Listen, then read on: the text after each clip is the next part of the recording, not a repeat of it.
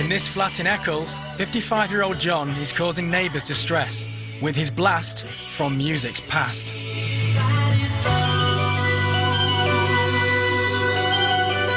Babe, I love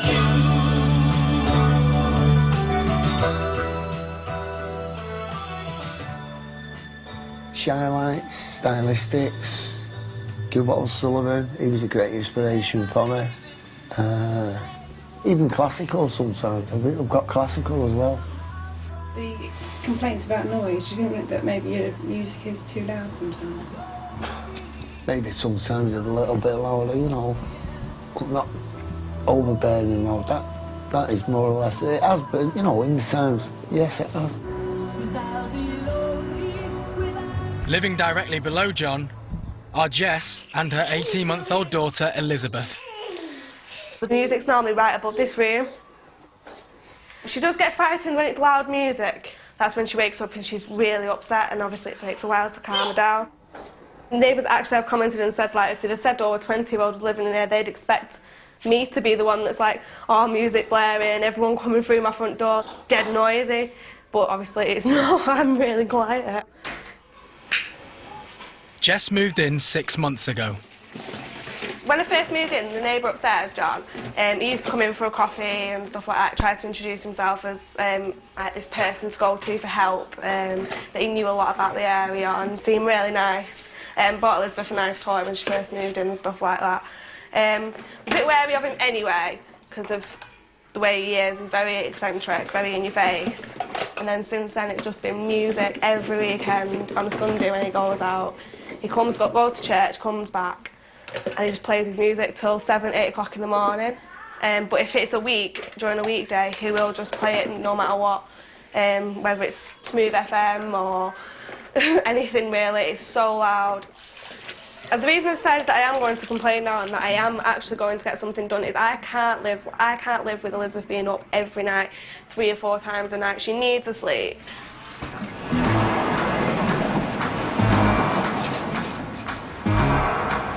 John has been called into the office and he's dressed up for the occasion. 27-year-old Kat Towell has been looking after John's block for 2 years. It's not the first time he's caused problems for his neighbours. In 2005, a complaint related to intimidating behaviour. In 2006, a complaint about loud music, and in 2007, a secondary complaint about loud music. All of these cases have been different complainants, so it's not been the same complainant throughout. But none of the complaints have continued with the case. Since 2007, there hasn't been any complaints that are on our system until obviously we've dealt with Jess being a new tenant that's moved in there. John is a very eccentric character. He is very flamboyant and he is very well known on the estate. He comes into our office wearing crowns, pirate hats, lots of different styles of clothing that he chooses to wear. I think what I have to be aware of is he's making somebody feel particularly uncomfortable in their property, and regardless of who he is or how he dresses or how extreme he is, that's the issue that I need to deal with. Kat works closely with the police community support team that patrol her estates. John is well known to them, so she's asked one of their officers to attend the interview. John Aldred. Ask you to take a seat for me. Thanks, John. We are receiving complaints about noise from your property.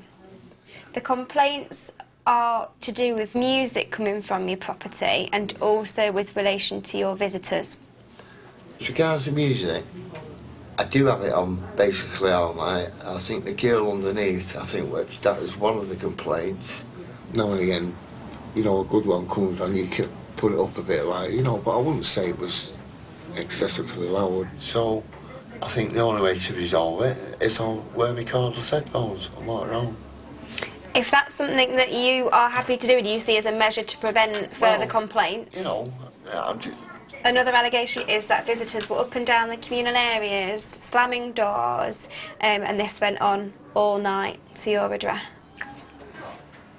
I can only put the allegations to you. Fair enough, yeah, but right. You know, so we'll continue to... I strongly deny the allegations up to this point. Okay, that will be noted that you are denying the allegations. Yes, maybe they are banging now and again, moving stuff, but not at unsociable hours. What we're saying to you is that you need to be mindful that you are living in a communal block. Yeah, I understand that, Kath, but you know, it's...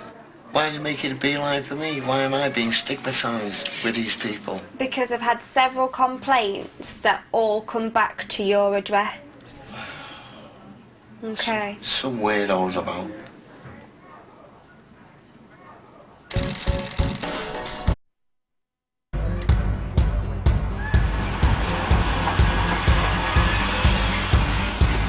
Are you happy with your friend to be here? Obviously, we're going to disclose complaints. In Eccles, John has not responded well to Jess's complaints about him, and the situation has become more serious.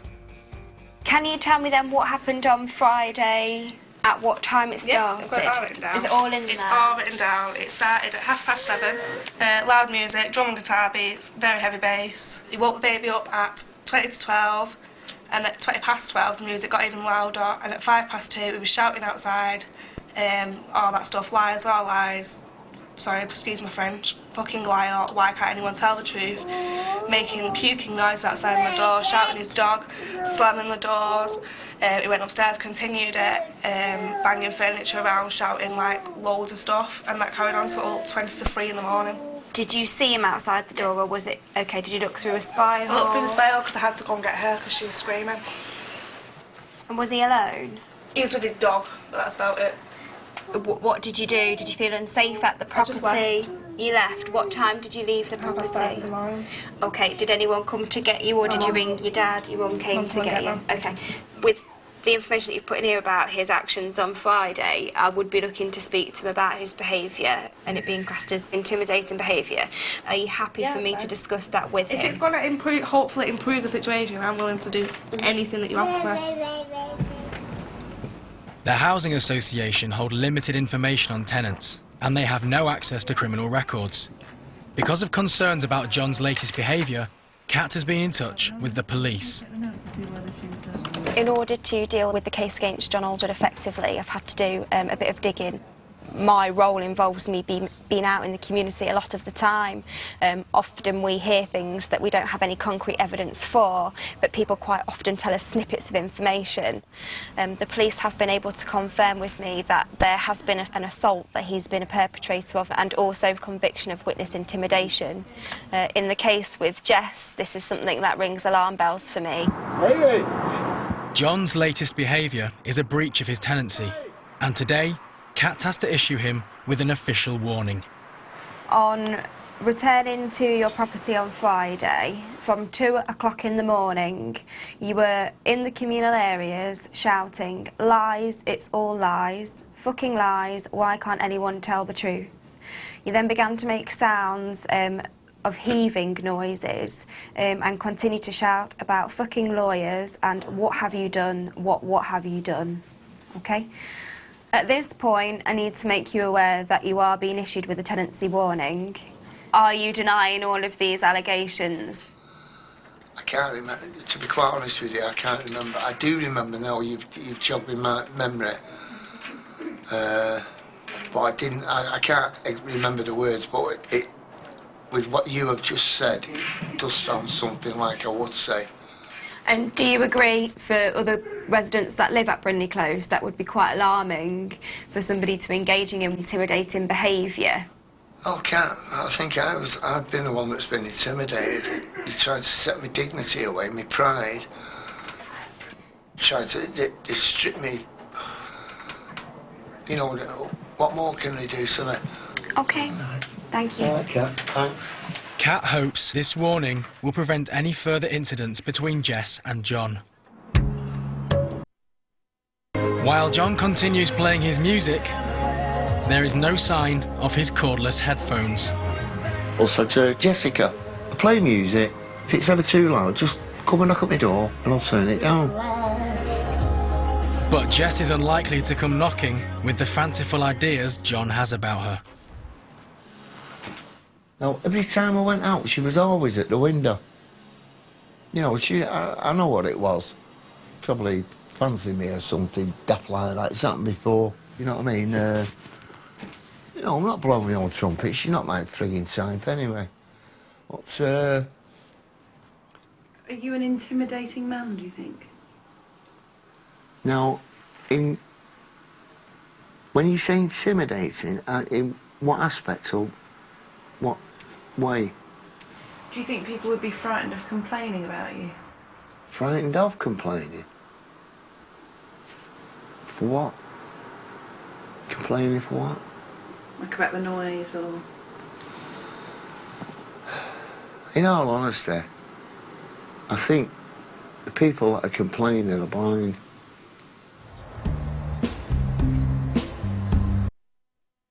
Reach breaking point.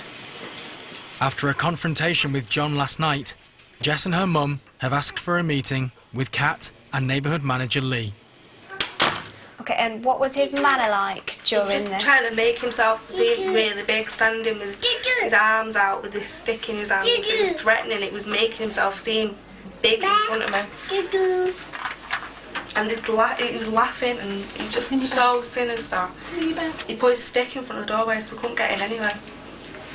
When you were both outside, he'd blocked the doorway with his stick so you couldn't get back in during this conversation. So he was between you and the door Yeah, for it was you just to get like back I couldn't in. get away from the confrontation anyway. To be honest, I think he actually did want me to lose my temper, but unfortunately, I did.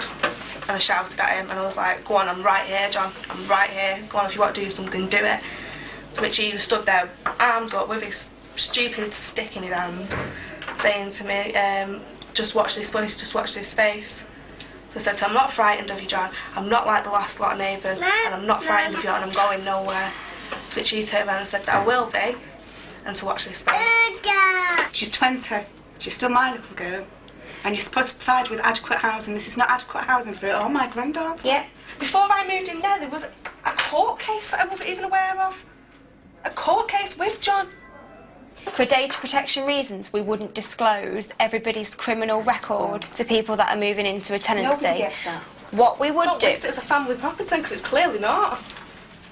is there somewhere safe you can stay? Oh, I'm going home with my Okay, mum. like every weekend. Like every weekend, I'm going home. With one tenancy caution already, John is immediately summoned for a meeting with Kat and antisocial behaviour officer Jill Fenlon. Did you make a threat to her that she would be fearful of you? No. And what do you mean by watch this space? What did you intend for her to take from that? Oh, she's making threats. I didn't make no allegation, no threat. I just said, watch this space. That's all I said. Right. Conversation continued to the communal doors where both of you were outside of the front of Brunley Close. No. At this stage, you blocked the access back into the communal door using the long white stick that you often carry so that you could continue the conversation with her. I did hold the door open with my stick at the time. I did what I was carrying. It's not white. It's made out of willow and it's painted in different colours. She said to you, I am not frightened like the people that lived here before were. To which you said, you will be. I may have done. I can't just recollect. If it's something that, she wants to fight, I'll fight. At this point, we are going to be issuing you with a final warning, okay? And what it means is that if any further complaints come through, then you are at risk of losing your tenancy, and we will be taking the case further and going to court.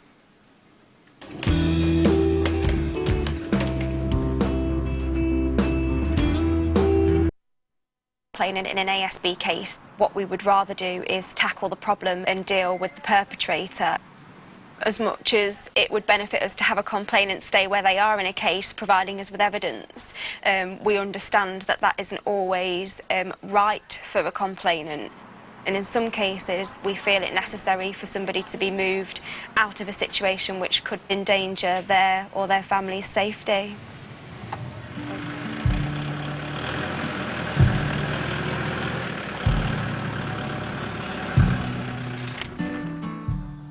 Feels really daft. Being driven out by someone. Just feel really weak and daft, but hopefully